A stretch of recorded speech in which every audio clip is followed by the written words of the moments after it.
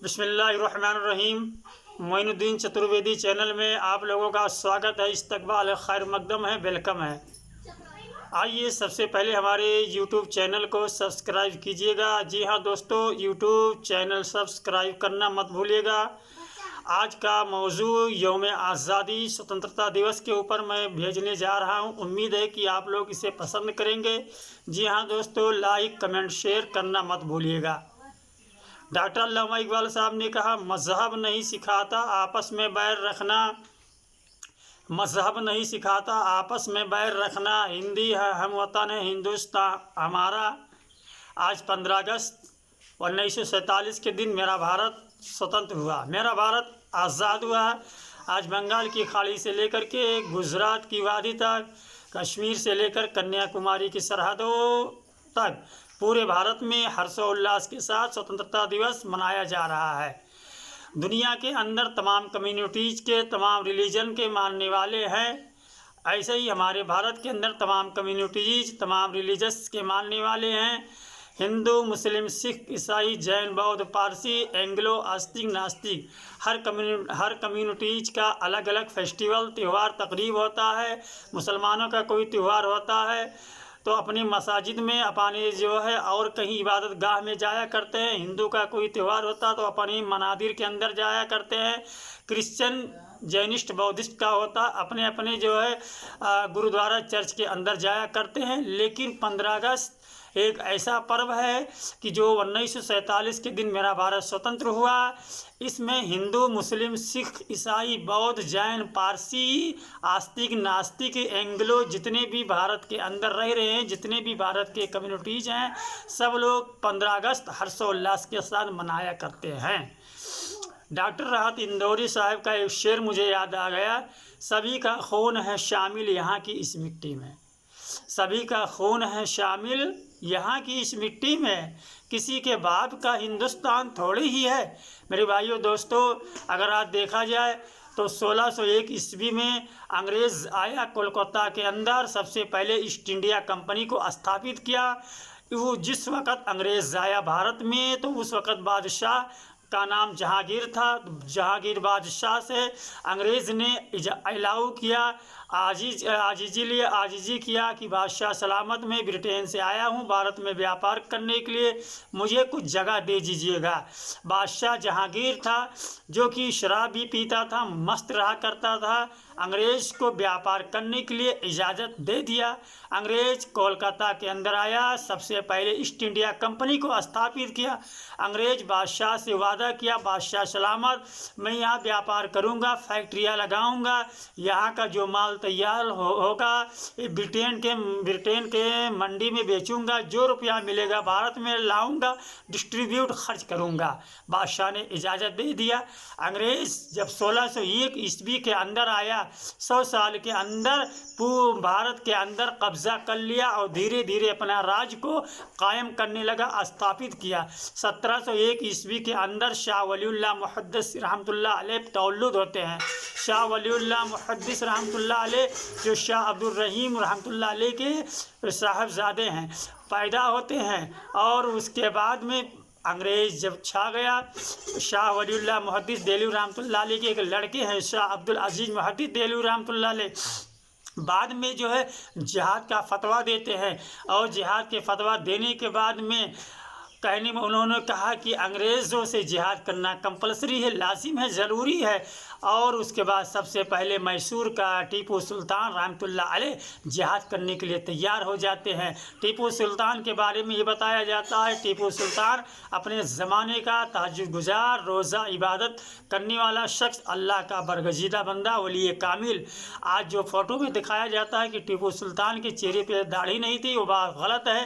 टीपू सुल्तान एक नेक आदमी था और करीम अल्लाह वाला जो है।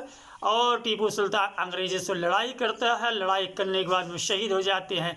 1857 के अंदर अंग्रेज़ जब भारत पर कब्ज़ा कर लेता है तो सबसे पहले जो बादशाह जफ़र को और रानी लक्ष्मीबाई को और तमाम लोग, अल्लामा फ़ज़ल खैराबादी को, तमाम लोगों को अंग्रेज़ अरेस्ट करता। अरेस्ट करने के बाद में काला पानी भेजता है और उसी लड़ाई में मंगल पांडे भी होते हैं। मंगल पांडे अंग्रेज़ों से लड़ाई करते हैं और अंग्रेज़ों से लड़ाई करने का कारण क्या था? अंग्रेज़ कहने का मतलब अगर कोई मुसलमान रहता था तो मुसलमानों को गाय की जो है कारतूस पे गाय की चर्बी लगी रहती थी, मुसलमानों को देता था काटने। अरे कहने का मतलब अगर कोई मुसलमान लड़ाई कर रहा था तो उस पर खंजीर की चर्बी लगाई जाती थी, उस कारतूस को दांतों से काटने के लिए देता था।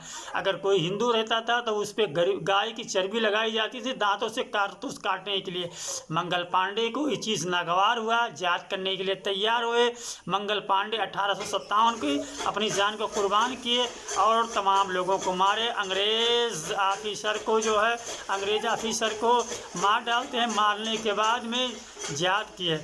जब म्यांमार के जेल में बहादुर शाह जफर को जब डाला गया, सुबह का वक्त हुआ, अंग्रेज़ नाश्ता में बहादुर शाह जफर के दोनों लड़के का सर पेश किया। सर जब पेश करता है अंग्रेज़ तो बादशाह जफर तिलमिला जाते हैं। अंग्रेज़ क्या कहता है?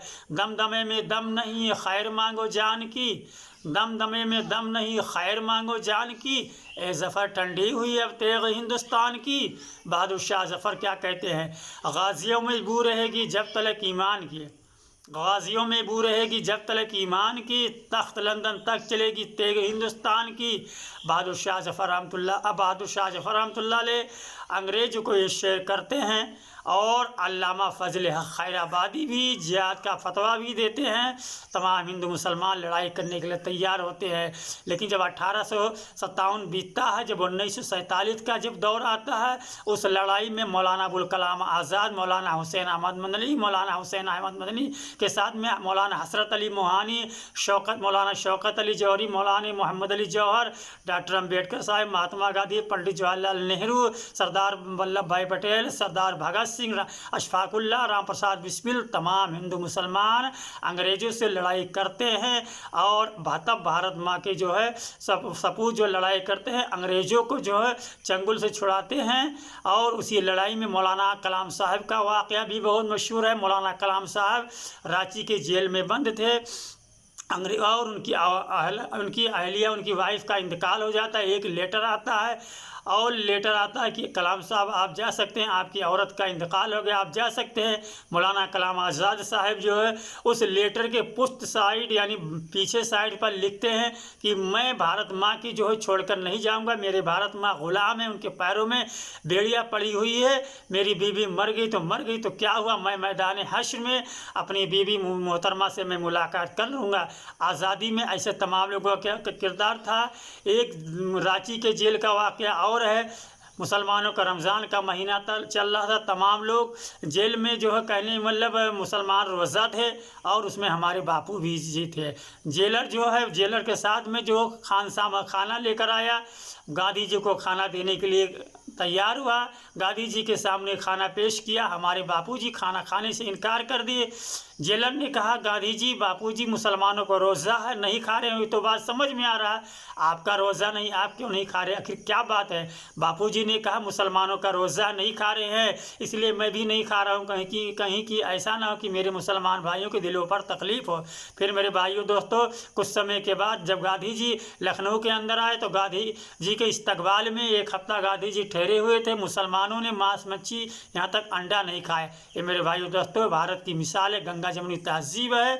ये हमारे महापुरुष ऐसे थे जो एक दूसरे के इज्जत में सम्मान में लगे रहते थे।